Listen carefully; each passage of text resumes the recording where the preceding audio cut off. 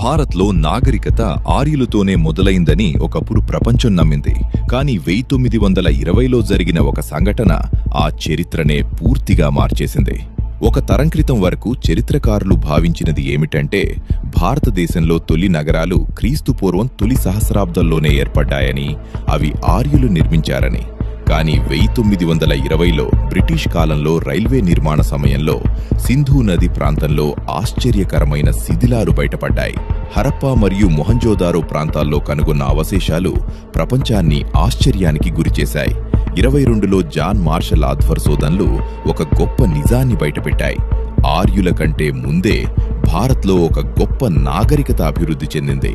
ఈ నాగరికత సింధు నది దగ్గరే కాదు, గుజరాత్, రాజస్థాన్, హర్యానా, మహారాష్ట్ర వరకు విస్తరించింది. దాదాపు 1500 ప్రదేశాలు వెలుగులోకి వచ్చాయి. ఇది ప్రపంచంలోనే అతిపెద్ద ప్రాచీన నాగరికతల్లో ఒకటి. ఈ నాగరికతను సింధులోయ నాగరికత అని పిలుస్తారు. మొదట కనుగొన్న ప్రదేశం హరప్పా కావడంతో దీనిని హరప్పా నాగరికత అని కూడా అంటారు.